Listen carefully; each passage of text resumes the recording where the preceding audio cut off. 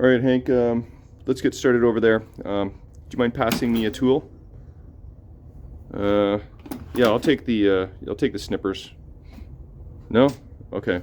I'm Mike Dimas, and this is Pinball Shenanigans.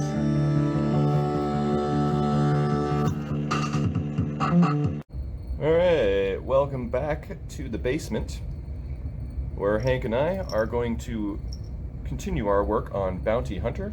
Right, Hank? I got distracted from Bounty Hunter this week with the acquisition of Stranger Things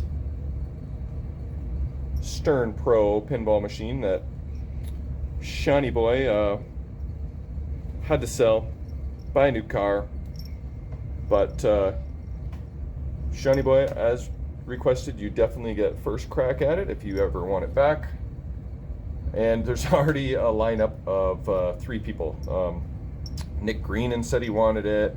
Shane Jackson says he wanted it. But it is mine. I'm keeping it for a while because I've been craving a new shiny object. Be fun to learn that game. I don't have that many plays on it, maybe 20 or 30 in my life. And yeah, so first dibs obviously goes to Shiny Boy. In the meanwhile, what do you think, Hank? Are you taking over? Everybody says that you should have your own channel and maybe call it Hank Shenanigans.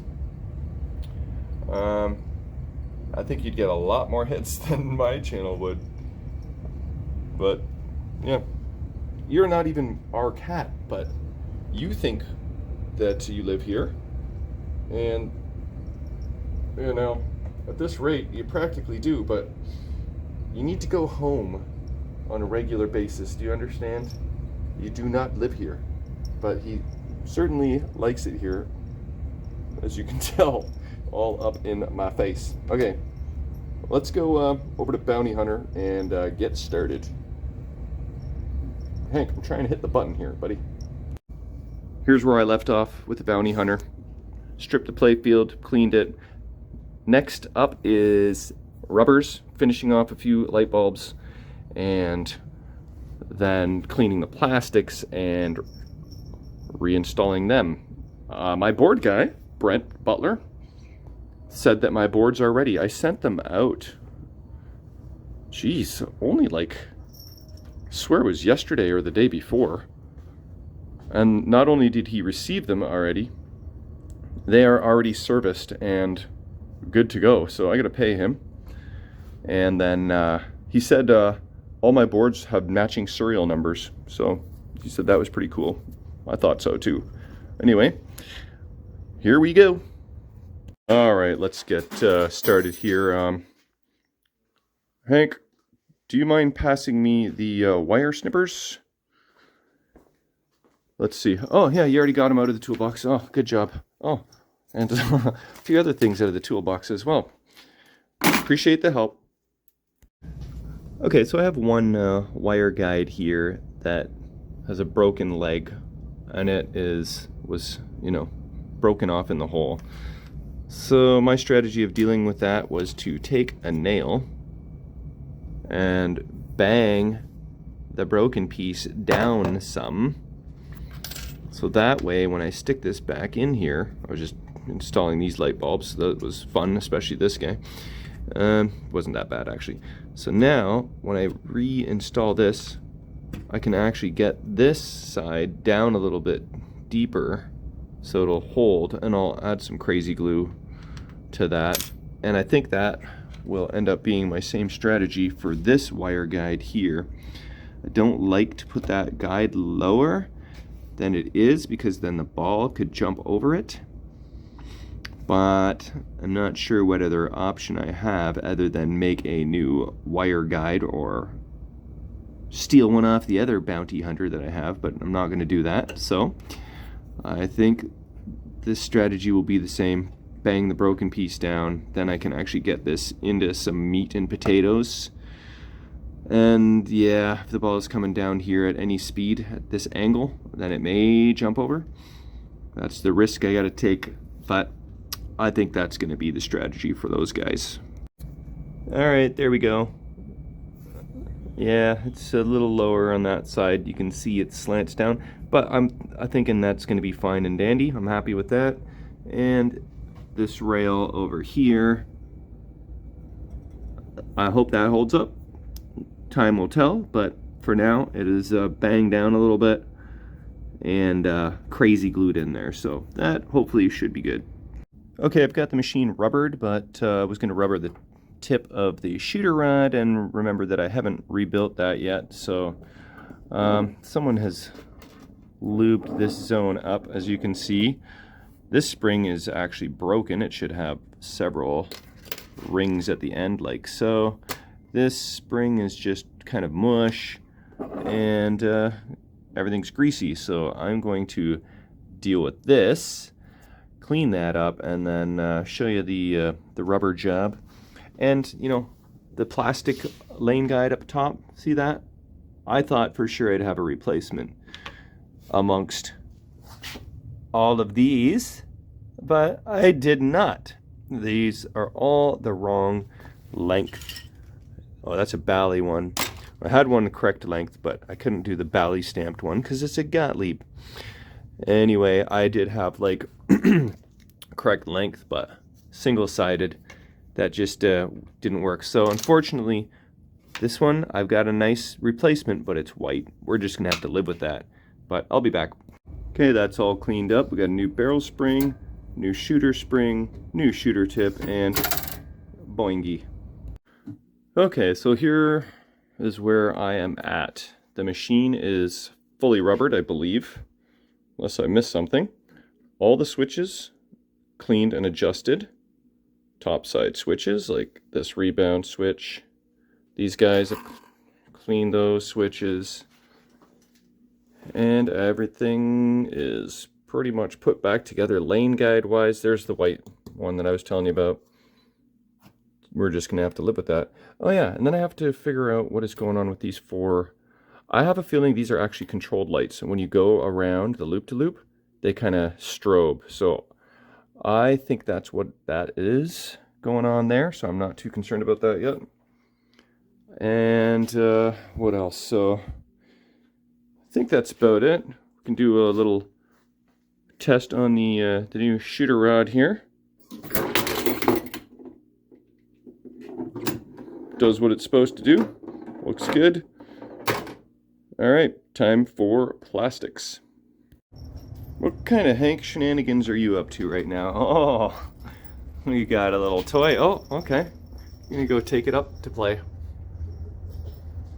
All right, plastics are cleaned up and installed.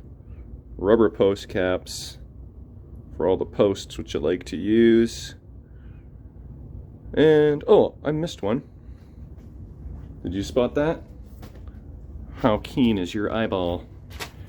Can you find it before I stick it on? This guy right here. I gotta order me some new rubber post caps, so I'm just gonna live with this clear plastic and white lane guide and Playfield wear, you know, just gonna live with it. I still plan on dealing with this pop bumper skirt. I don't love it. I'm debating on whether I should remove the Mylar or not, or if it'll look worse underneath there. Guess it's hard to look worse. It's pretty bad. So, look at this. Someone accidentally put 2 of these Mylar sleeves on at the factory. Oopsie. Well, it certainly didn't protect it very well, because it's just as much wear under there. Well, not quite, but you know, there's a lot. Okay, so now what? Got a couple miscellaneous things I can do before I wrap things up. Might stick on a new lock, and I know there was something else. Forget what it is now. Oh, someone messaged me, and I don't know if you're watching this video or not, but if you are, you're commenting on Nugent, and you're asking if I could show you. I believe you were talking about the J1 connector. Oh, that's right, that's in the head.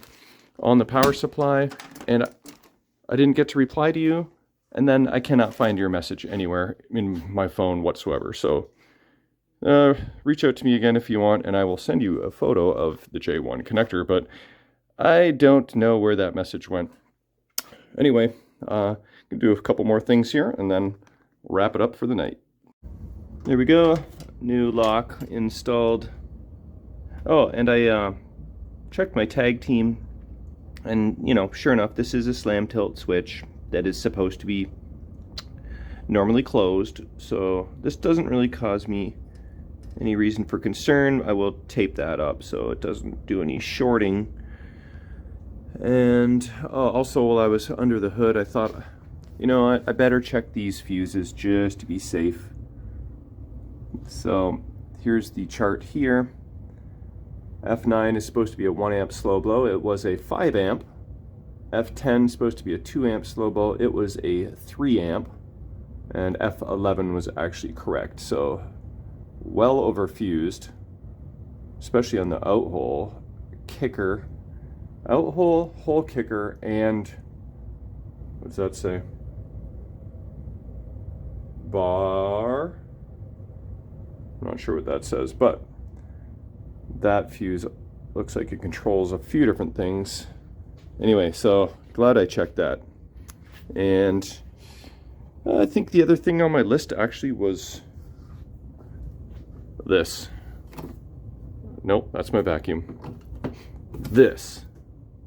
Missing a ground pin, so I'll check the time, see how much time I have. Maybe I'll replace that and maybe wrap up at that point. But I think I can put my LEDs away. Oh, that was the other thing.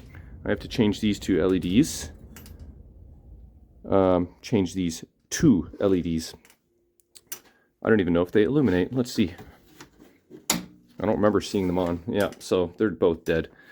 All right, that is next. There we go. We have illumination.